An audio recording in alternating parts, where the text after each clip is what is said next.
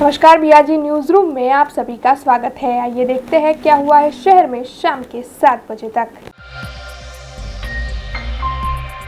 गुजरात प्रदेश कांग्रेस अध्यक्ष अमित चावड़ा ने नर्मदा जिले में केवड़िया कॉलोनी का दौरा किया और उसके साथ ही वहां पर एक बैठक का आयोजन कर सभी अधिकारियों से मुलाकात की। इसके अलावा कोरोना महामारी में अपनी जान गंवा देने वाले विपक्ष के पूर्व नेता दिनेश भाई तड़वी के घर का दौरा भी उनकी ओर से किया गया और साथ ही अमित चावड़ा ने इस मौके पर उपस्थित रहकर सरकार से आने वाली तीसरी लहर के सामने तैयार रहने की अपील भी की। ये रिपोर्ट नर्मदा से हमारे संवाददाता अनीश खान बलूची ने भेजी है। कोरोना महामारीना कपरा समय में गुजरात अने देशे अनेक लोकोना जीव गुमाव्या छे। गुजरात में बीजी लहर आवानी छे एवी आगोतरी चेतवणी होवा छतां सरकार द्वारा कोई गंभीरता दाखववामां न आवी, कोई आगोतरू आयोजन के जागृति के पगला न लेवामां आव्या। एना कारणे लाखोनी संख्या में गुजरात में लोको मौतने भेट्या छे। आज एवी ज रीते केवड़िया कॉलोनी खाते अमरा कांग्रेसना वरिष्ठ आगेवान, जिला पंचायतना पूर्व चेरमेन અને આદિવાસી સમાજના મોટા ગજાના નેતા સ્વર્ગસ્થ દિનેશભાઈ આપણા બધાની વચ્ચેથી વિદાય લીધી છે। દિનેશભાઈની સાથે સાથે અહીંયા જે સ્થાનિક માહિતી મળી મુજબ આ બીજી લહેરના સમયગાળામાં દરેક ગામમાં 20, 25, 30 લોકોએ પોતાના જીવ ગુમાયા છે। આજે અમે તમામને શ્રદ્ધાંજલિ પાઠવીએ છીએ। દિનેશભાઈને તમામ લોકોના પરિવારજનો પર જે આફત આવી છે, જે દુઃખ આવ્યું છે એ सहन करवानी परमात्मा शक्ति आपे अने साथे साथे जे सरकारनी गंभीर निष्फळताओं ने कारणे, बेदरकारी ने कारणे लोकोने हॉस्पिटल में बेड ना मळ्या, ऑक्सीजन इंजेक्शन वेंटिलेटर ना मळ्या अने एना कारणे जे जीव गुमाव्या छे ए सरकारने पण कहेवा मांगीए छे के तमारी बेदरकारीथी, तमारी निष्काळजीथी लाखों लोकोए जीव गुमाव्या, लाखों लोकोना परिवारजनोने आजे दुख आव्युं। ये भविष्य में त्रीजी लहर में आवुं ना बने ए माटेनी पूरती तकेदारी सरकार अत्यारथी ज राखे एवं सरकार पण आयोजन करे एवी विनंती करी। ऑगस्ट 2020 में निष्णातोए चेतवणी आपी थी कि बीजी लहर आवानी छे। जो सरकारे धार्युं होत तो हॉस्पिटलों में बेड वधारी शक्या होत, ऑक्सीजन इंजेक्शन वेंटिलेटर वधारी शक्या होत अने साथे साथे स्टाफनी पण व्यवस्था करी शक्या होत। આપણે સૌએ જોયું કે ઓગસ્ટ મહિનાથી ચેતવણી હોવા છતાં પણ ફેબ્રુઆરી મહિના સુધી સરકાર પોતાના રાજકીય એજન્ડાઓમાં, ચૂંટણીઓમાં વ્યસ્ત રહી ખાલી જાહેરાતો કરી કે અમે તૈયાર છે, પૂરતી તૈયારી છે અને સાચા અર્થમાં જ્યારે બીજી લહેર આવી ત્યારે સરકાર ઊંઘથી ઝડપાઈ। જેમ વેક્સિનેશન માટે પણ 1 મેથી વેક્સિનેશન આખા ગુજરાતમાં તમામ લોકોને ફ્રી મળશે એવી જાહેરાતો કરી। આજે શું પરિસ્થિતિ છે? છેલ્લા 2 દિવસથી વેક્સિનેશન બંધ છે। લોકો વેક્સિનેશન માટે લાઈનોમાં ઊભા રહે, કલાકો સમય બરબાદ કરે અને ધક્કા ખાઈને ઘેર જવું પડે છે। બીજી બાજુ લોકોને હવે ત્રીજી લહેરનો ડર છે અને આ લહેરમાંથી બચાવવા હોય તો એકમાત્ર વેક્સિનેશન એનો ઉપાય છે।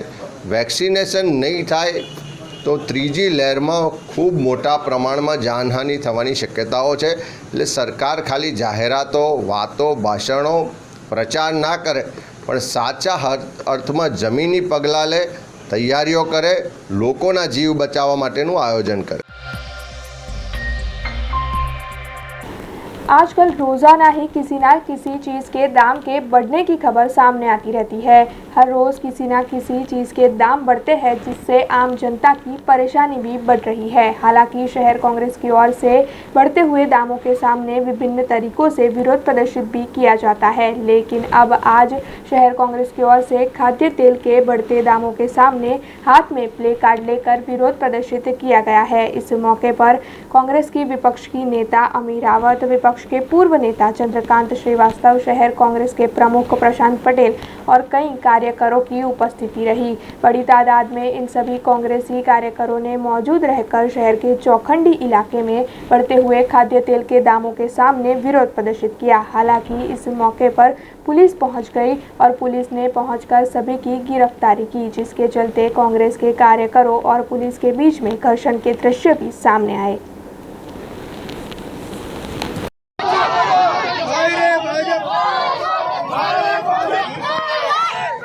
भाजप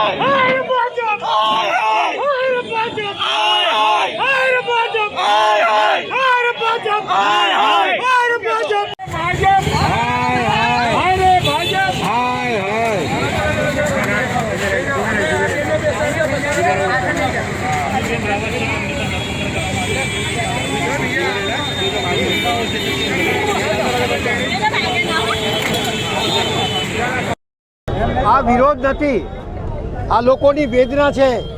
જે રીતે ડીઝલ પેટ્રોલના ભાવે રોજ દુષ્કે ને દુષ્કે વધતા હોય, ખાવાની ચીજોનું તેલનો ભાવ વધતા હોય, ચોખાના ભાવ વધતા હોય, દરેક વસ્તુના ભાવ વધતા હોય, નોકરીઓ મળતી નહીં હોય, ફિક્સ પગારની નોકરી થતી હોય, ભ્રષ્ટાચારનો આલમ મૂકી દીધો હોય અને કોઈને ગાંઠતા ના હોય, લોકશાહીને જે દબાવવાની કોશિશ કરીને પોલીસ ડિપાર્ટમેન્ટને આગળ રાખીને લોકોને જે રીતે દબાવવાની કોશિશ કરે છે, કોંગ્રેસ પાર્ટી એનાથી દબાવ નથી। ગલીએ ગલીએ નાકા નાકા સુધી અમે લોકો આંદોલન લઈ જઈશું અને જે લોકો સત્તાના નશામાં લોકોને દબાવવાની કોશિશ કરી છે એમને ભાન લાવી દઈશું કે કોઈના દબાવવાથી કોંગ્રેસ પાર્ટી દબાવવાની નથી। જન આંદોલનથી તમને બી ખુરશી પરથી ઉતારશે એ નેમ લઈને આગળ વધી રહ્યા છે।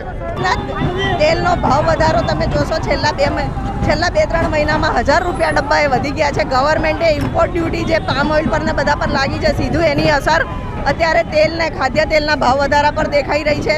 તમામ વસ્તુનો રોજબરોજની જિંદગીમાં લોકોને અત્યારે ઘર ચલાવવું મુશ્કેલ છે। લોકોને જે તકલીફ પડે છે એની વાચા આપવા આજે અમે રોડ પર આવ્યા છે। અમારી ડિમાન્ડ છે કે તાત્કાલિક સરકાર આ મોંઘવારી પર કંટ્રોલ કરે, પેટ્રોલ ડીઝલના ભાવ ઘટાડે, જે ટેક્સીસ છે ઓછા કરે, તેલના પર ઇમ્પોર્ટ ડ્યુટી ઓછી કરે, જેથી કરીને પ્રાઇસ કંટ્રોલમાં આવે અને સામાન્ય નાગરિક 2 ટાઈમ ભોજન કરી શકે એટલી સુવિધા કરી આપે। કોરોનાની મહામારીમાં સરકારે બીજી कोई मदद तो करी नहीं, पर कम से कम टैक्सीज ओछा करीने लोकोने राहत आपे एवी हमारी डिमांड। जूनागढ़ से सामने आ रही खबर के मुताबिक जूनागढ़ के केशोद और मांगरोल में से पुलिस की ओर से 7 लाख से अधिक रुपयों की दारू जब्त की गई, जिसके बाद उस दारू की बोतलों पर बुलडोजर घुमाकर उसे नष्ट भी कर दिया गया। इस मौके पर मांगरोल और केशोद के डेप्यूटी कलेक्टर और सभी पुलिस अधिकारियों की उपस्थिति भी रही और इस जगह जहां पर दारू नष्ट किया जा रहा था वहां पर पुलिस लोगों को दूर करती हुई भी नजर आई। ये रिपोर्ट जूनागढ़ से हमारे संवाददाता प्रकाश दवे ने भेजी है।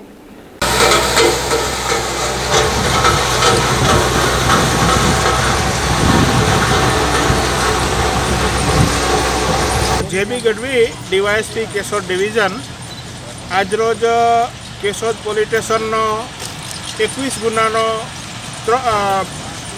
2,25,300 किंमतनो मुद्दामाल, मांगरोळनो 30 गुनानो 3,29,000 रुपयानो मुद्दामाल तथा मरीननो जे छे 14 गुनानो 1,41,010 रुपयानो मुद्दामाल है। इंग्लिश दारू एनो आज माननीय एसडीएम श्री रेखाबा सरवैया साहेब, डीवायएसपी मांगरोळ श्री पुरोहित साहेब, नशाबंदीना आबकारी प्रतिनिधि है एएसआई श्री मोरी અને અમારી હાજરીમાં અહીંયા એનો નાશ કરવામાં આવ્યો છે।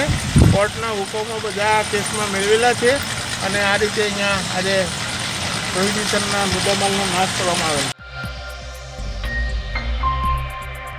वडोदरा शहर के नए पीएफ कमिश्नर के तौर पर मनोज कुमार यादव की नियुक्ति कर ली गई थी, जिसके बाद मनोज कुमार यादव ने आज नए पीएफ कमिश्नर के तौर पर अपना चार्ज संभाल लिया है और इस मौके पर वडोदरा शहर के निवासियों को जो भी पीएफ क्लेम करने में दिक्कतें होती है उसे प्राधान्य देने की बात उनकी ओर से कही गई है।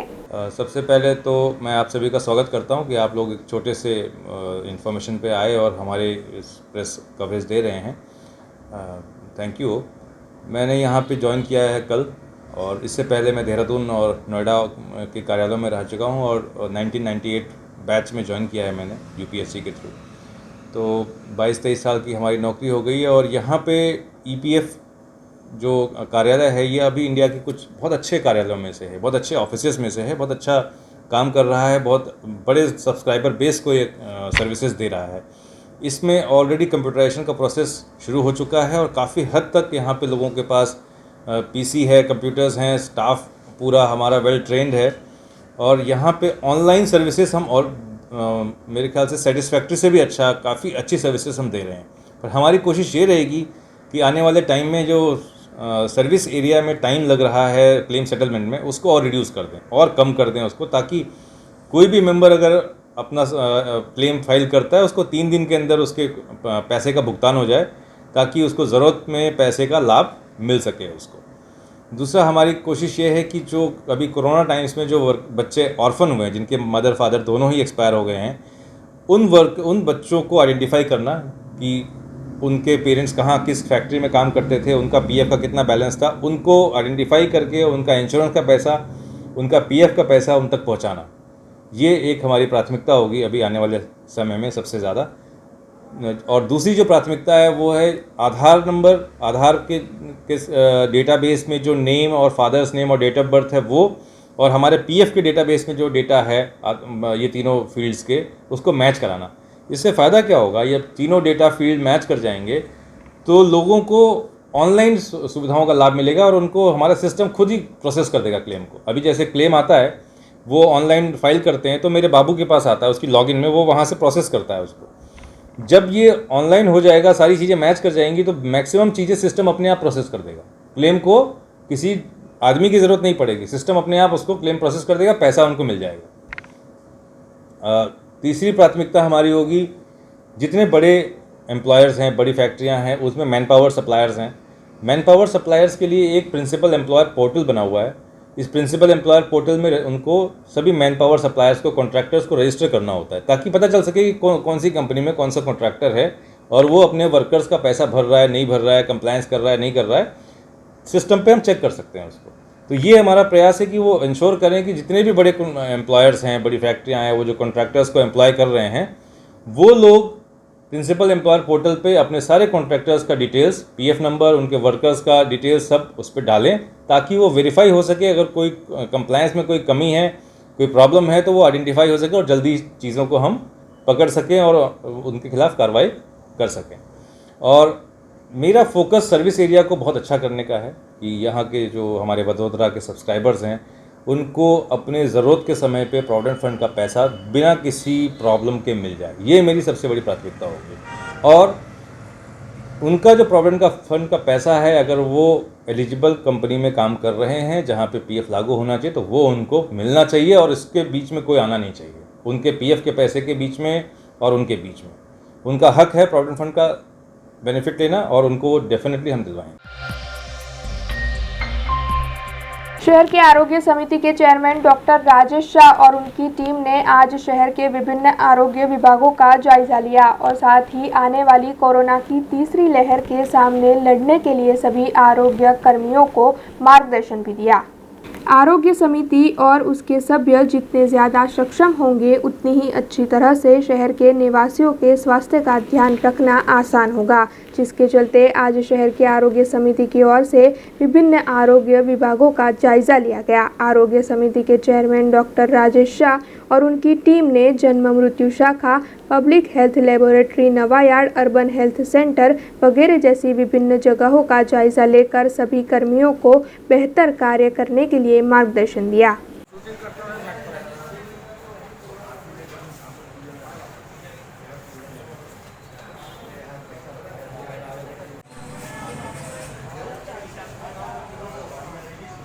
હેલ્થ કમિટીના ચેરમેન ડૉક્ટર રાજેશભાઈ શાહ અને વાઇસ ચેરમેન રીટા સિંહ સાથે અમે બધા કમિટીના સભ્યો વિઝિટ કરવા નીકળ્યા છે, જેમાં જન્મ મરણ વિભાગ, પબ્લિક લેબોરેટરી અને અમુક હેલ્થ સેન્ટર અમે આજે વિઝિટ કરવાના છે, જેનાથી અમને પણ અહીંયા શું કામગીરી થઈ રહી છે એ બધી માહિતી મળે અને અમે વધુમાં વધુ લોકોની સેવા કરી શકીએ અને એમની તકલીફનું નિવારણ કરી શકીએ એ હેતુથી આજે અમે આ વિઝિટ રાખી છે। આપણે સૌ કોરોનાની મહામારીમાંથી પસાર થયા છીએ। સમગ્ર વડોદરા, સમગ્ર ગુજરાત, સમગ્ર વિશ્વએ આરોગ્ય વિભાગનું મહત્ત્વ એ ખૂબ નજીકથી જોયું છે, જાણ્યું છે અને અનુભવ્યું છે। આરોગ્ય સમિતિ અને આરોગ્ય સમિતિના સભ્યો જેટલા સક્ષમ એટલું મારા શહેરનું સ્વાસ્થ્ય સક્ષમ। એના માટે અમારા બધા જ આરોગ્ય સમિતિના સભ્યો, મારી સાથે રીતાબેન છે મારા ડેપ્યુટી ચેરમેન, અને બધા જ સભ્યો સાથે અમે આરોગ્ય સાથે સંકળાયેલ વિવિધ સેવાઓ એનો જાણવા માટે, અનુભવવા માટે અને અમારા સૂચન આપવા માટે કે કેમ કરીને વધારે ને વધારે લોક ઉપયોગી આ બધા જ પ્રક્રિયામાંથી અમે કરી શકીએ।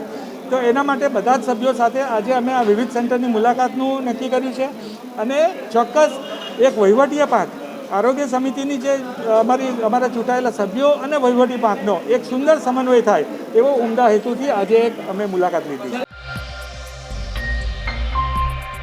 सावली तालुका शहर कांग्रेस की ओर से एक कारोबारी बैठक का आयोजन कर उसमें पेट्रोल, डीजल और रसोई गैस के बढ़ते दामों पर चर्चा की गई, जिसके बाद एक संकल्प लेकर इन सभी चर्चा को लोगों तक पहुंचाने के लिए जन चेतना रैली का आयोजन भी किया गया।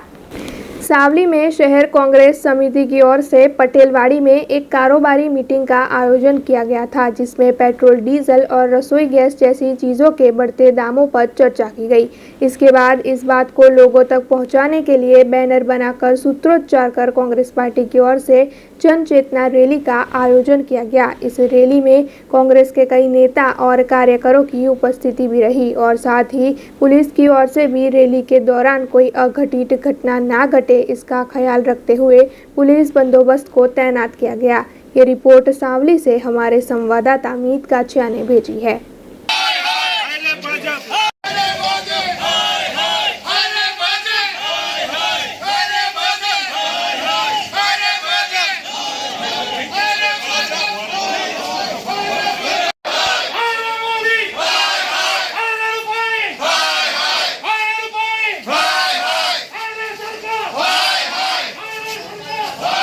प्रदेश कांग्रेस समिति द्वारा आयोजित गुजरातना 252 तालुकाओं भारतीय जनता पार्टीए जे रीते मोंघवारी में वधारो कर्यो छे अने गुजरातनी प्रजा जे रीते त्राहीमाम पोकारी रही है, एना माटे कांग्रेस द्वारा तमाम तालुका मथके आ कारोबारीનું आयोजन करवामां आव्युं छे।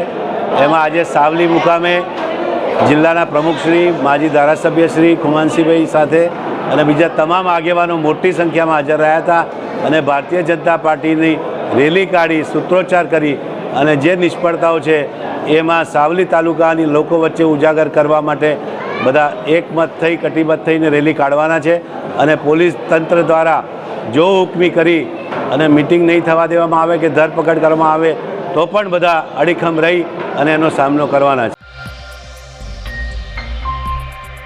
कोरोना महामारी की वजह से पिछले कई वक्त से शहर के ट्यूशन क्लासेस बंद थे, जिसकी वजह से परेशान हुए सभी ट्यूशन क्लासेस के संचालकों के वडोदरा एकेडमिक एसोसिएशन ने मिलकर अकोटा की विधायक सीमाबेन मोहिले को इस मामले से अवगत करवाया था, जिसके बाद सीमाबेन मोहिले ने इस मामले को विधानसभा में प्रस्तावित किया था, जिसके बाद अब आखिरकार प्रशासन की ओर से शहर में ट्यूशन क्लासेस खोलने के फैसले को मंजूरी दे दी गई है, जिसके चलते आज वडोदरा एकेडमिक एसोसिएशन के साथ जुड़े हुए सभी ट्यूशन संचालकों ने सीमाबेन मोहिले को गणपति जी की तस्वीर देकर उनका धन्यवाद अदा किया।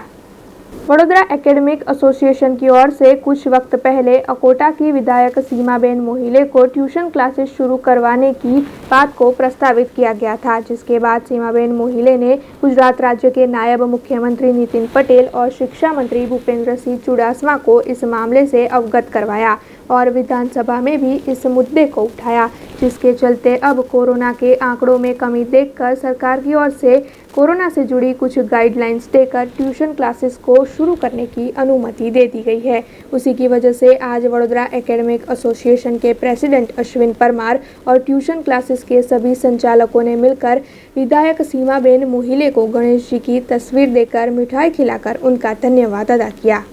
29મી તારીખે 29 જૂનના રોજ વડોદરા શહેરના અકોટા વિધાનસભાના ધારાસભ્ય શ્રીમતી સીમાબેન મોहिले કે જેમના માધ્યમથી ગુજરાતના શિક્ષણ મંત્રી શ્રી ભૂપેન્દ્રસિંહ ચુડાસમા સાહેબ, નાયબ મુખ્યમંત્રી શ્રી નીતિનભાઈ પટેલ સાહેબને વડોદરા એકેડેમિક એસોસિએશનના અમે લોકો પદાધિકારીઓ બધા ગાંધીનગર રજૂઆત કરવા ગયા અને ત્યાં બેનની ધારદાર રજૂઆતને પગલે આજે સમગ્ર ગુજરાતની અંદર ટ્યુશન ક્લાસીસને 50% સાથેની પરમિશનની છૂટ આપવામાં આવી છે। અમો ગુજરાત સરકારના ખૂબ જ આભારી છીએ, તેમજ ખાસ અમારા ભૂપેન્દ્ર ચુડાસમા સાહેબ તેમજ નીતિનભાઈ પટેલ સાહેબના ખૂબ આભારી છીએ અને વડોદરા શહેરના ધારાસભ્ય શ્રીમતી સીમાબેન મોहिले અને સીમાબેન મોहिले સુધી અમને જે લઈ ગયા એવા રાજુભાઈ ઠક્કર, જેઓના બંનેના અથાગ પ્રયત્નોથી આજે ગુજરાતની અંદર 1.5-2 વર્ષથી જે ટ્યુશન ક્લાસીસ બંધ હતા એવા ટ્યુશન ક્લાસીસ અને એમનું અર્થ ઉપાર્જન શરૂ થવા જઈ રહ્યું છે, ત્યારે અમો ધારાસભ્ય શ્રીમતી સીમાબેન મોહિલેનો ખૂબ ખૂબ આભાર વ્યક્ત કરીએ છીએ।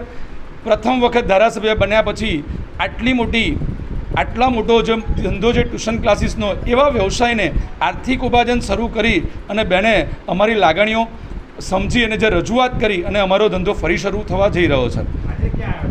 આજે સીમાબેન મોઇલે જે અમારા ધારાસભ્ય છે એમની ઓફિસ પર આવ્યા છે અને અમે એમનો આભાર વ્યક્ત કરવા માટે આવેલ છીએ.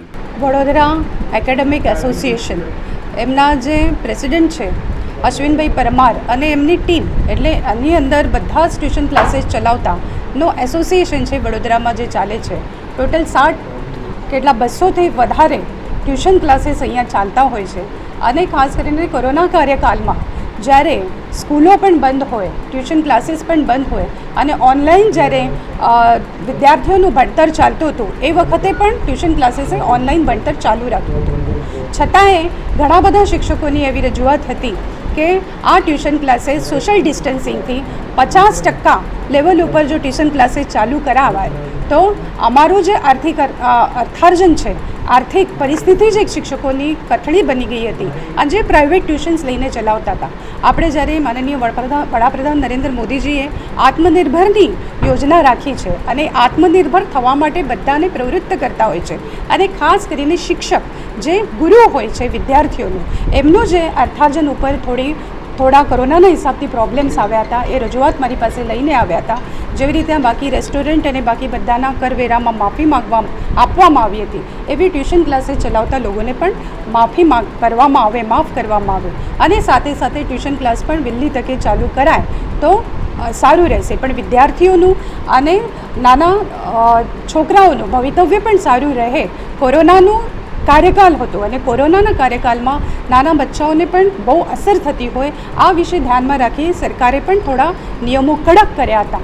પણ જ્યારે કોરોના કાર્યકાળમાં થોડી અછત થઈ ગઈ છે, એટલે આમ શું કહેવાય કે થોડું સારું ઘટી ગયું છે, એના હિસાબથી હવે થોડું કંઈ ગાંધીનગર ખાતે માનનીય ભૂપેન્દ્રભાઈ ચુડાસમા શિક્ષણ મંત્રીશ્રી અને માનનીય નાયબ મુખ્યમંત્રીશ્રી અને ફાઇનાન્સ મિનિસ્ટર આપણા નીતિનભાઈ પટેલને આપણે રજૂઆત કરી હતી. બધા એકેડેમિકના એસોસિએશનના બધા જ લોકો જોડાયેલા હતા અને એમને ગ્રાહ્ય નાખીને કેબિનેટમાં આ ડિસિઝન લેવામાં આવ્યું અને આપણા જેટલા પણ ટ્યુશન ક્લાસીસ છે ઓલ ઓવર ગુજરાતના ટ્યુશન ક્લાસીસ શરૂ કરવામાં કોરોનાની ગાઈડલાઇનની અંદર 50% 60% લેવલ ઉપર ચાલુ કરવા માટે જે પરમિશન આપી છે એના માટે હું સરકારને પણ ખૂબ ખૂબ આભાર.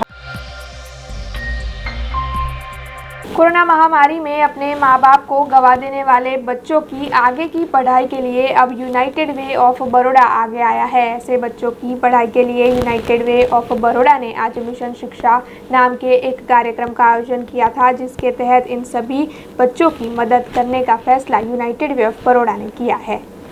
यूनाइटेड वे ऑफ बड़ौदा की ओर से मिशन शिक्षा नाम के एक कार्यक्रम का आज आयोजन किया गया था. इस आयोजन के तहत यूनाइटेड वे के सभी ट्रस्टीज़ और गरबा आयोजन के सभी मेंबर्स ने मिलकर तकरीबन 70 लाख रुपए की रकम इकट्ठा की है, जिसके ज़रिए अब कोरोना महामारी में अपने माता पिता को गवा देने वाले बच्चों की मदद की जाएगी. यूनाइटेड वे ऑफ बड़ौदा ने जमा की इस राशि के ज़रिए इन सभी बच्चों को आगे पढ़ने में मदद की जाएगी और इसके साथ ही गरबा के आयोजन से जो पैसे इकट्ठा हुए हैं उसके ज़रिए इन बच्चों को फूड पैकेट और स्कूल किट का वितरण किया जाएगा.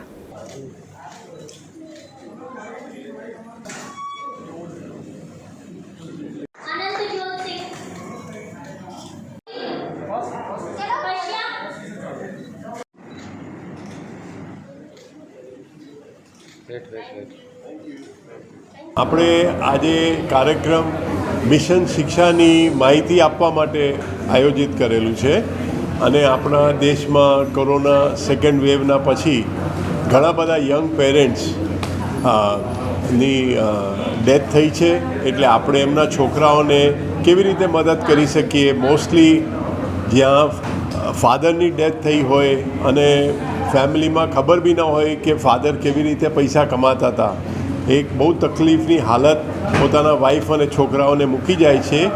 એ જોઈને યુનાઇટેડ વે ટ્રસ્ટીઝ અને અમારા ગરબા કમિટીમાં જેટલા મેમ્બર્સ છે બધાએ પોતાના ત્યાંથી ફાળો કાઢી અને લગભગ 70 લાખની ઉપર ભેગા કર્યા અને આ પૈસા ફક્ત ટ્રસ્ટીઝ અને ગરબા કમિટીના છે. એ ગરબાના આયોજનમાંથી જે પૈસા નોર્મલી અમે ભેગા કરીએ છીએ એ આમાં યુઝ અમે નથી કર્યા. એ ગરબાના આયોજનમાંથી જે પૈસા છે એમાંથી અમે જેને બી ફૂડ પેકેટ જોઈએ ને સ્કૂલ કિટ જોઈએ એ એમાંથી આપવાના છે.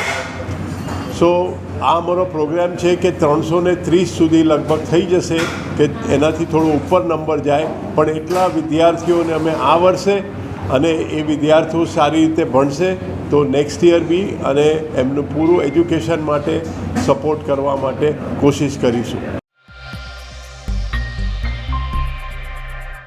आषाढ़ी दूज के दिन निकलने वाली भगवान जगन्नाथ जी की रथ यात्रा के मामले में प्रशासन की ओर से क्या फैसला सुनाया जाता है, इस पर सभी भक्तों की नजरें टिकी हुई थी। लेकिन अब आखिरकार प्रशासन की ओर से इस मामले फैसला सुना दिया गया है, जिसके मुताबिक कोरोना से जुड़ी हर गाइडलाइन के पालन के साथ भगवान जगन्नाथ जी की रथ यात्रा को शहर में पारंपरिक रूट से ही निकाला जाएगा। हालांकि सभी भक्त इसमें नहीं जुड़ पाएंगे। भक्तों की मौजूदगी इस रथ यात्रा में नहीं रह पाएगी, लेकिन दूर से सभी भक्त दर्शन का लाभ ले पाएंगे। भगवान जगन्नाथ जी की रथ यात्रा को निकालने के मामले में प्रशासन की ओर से अब फैसला सुना दिया गया है, जिसके मुताबिक रथ यात्रा शहर में अपने परंपरागत रूट से ही निकलेगी और रथ यात्रा के वक्त में बदलाव कर दिया गया है, जिसके मुताबिक अब रथ यात्रा सुबह 9 बजे से 11 बजे तक यानी 2 ही घंटों में निकलेगी। इसके अलावा यात्रा के रूट पर कर्फ्यू का पालन भी करवाया जाएगा और इसके साथ ही मंदिर प्रशासन से जुड़े सभी के कोरोना से जुड़े टेस्ट करवाकर उनके वैक्सीनेशन के कार्य को भी पूर्ण करवाया जाएगा। इसके साथ ही कोरोना से जुड़ी हर गाइडलाइन का पालन कर भगवान जगन्नाथ जी की रथ यात्रा को निकाला जाएगा। इस मामले इस्कॉन मंदिर के उपाध्यक्ष नित्यानंद महाराज जी, राज्य मंत्री योगेश पटेल और पुलिस कमिश्नर शमशेर सिंह ने ज्यादा जानकारी भी दी है। 9 વાગ્યાથી 11 વાગ્યા સુધીમાં નીકળશે અને જે પારંપરિક રૂટ હતા એ રૂટ ઉપર નીકળશે અને રૂટમાં આવતા તમામ પોલીસ સ્ટેશન ઉપર કર્ફ્યુ રહેશે અને બાકી જે સરકારશ્રીની ગાઈડલાઈન છે એનું પાલન કરવામાં આવશે. સર રૂટ ટૂંકાવવાની વાત હતી, રૂટ ટૂંકાવવાની વાત હતી, 2 કલાક દરમિયાન કર્ફ્યુ રહેશે સર, રૂટ ટૂંકાવવાની વાત હતી, રૂટ ટૂંકાવવાની વાત હતી, શહેરમાં કર્ફ્યુ રહેશે. જે પોલીસ સ્ટેશનમાંથી રથયાત્રા નીકળશે એ પોલીસ સ્ટેશનમાં કર્ફ્યુ રહેશે. ક્યાંથી નીકળશે રથયાત્રા? જે પારંપરિક રૂટ હતા એના ઉપરથી નીકળશે. વડોદરામાં સાલાનુસાલ મુજબ ભગવાન જગન્નાથજીનો એ બાબતે કેબિનેટમાં વડોદરાની રથયાત્રા માટે મેં ચર્ચા કરી. રાજ્યના ગૃહમંત્રી શ્રી પ્રદીપસિંહ જાડેજા જોડેલી કે અમારો રૂટ ઓછો થાય નહીં, જે રૂટ વર્ષોથી જે રૂટ ઉપર યાત્રા જાય છે એ રૂટ ઉપર જ યાત્રા જશે ને એ માટે ગૃહમંત્રી પણ મારી સાથે સંમત હતા. આ યાત્રામાં સરકારે જે બી નોર્મ્સ નક્કી કર્યા છે એ નોર્મ્સનું પૂરેપૂરું પાલન થશે. अब खबरों से लगातार अपडेट रहना हुआ आसान। BRG न्यूज आपके मोबाइल स्क्रीन पर आज ही BRG न्यूज की mobile app Google play store और ऐप स्टोर से डाउनलोड करें और खबरों से लगातार जुड़े रहें।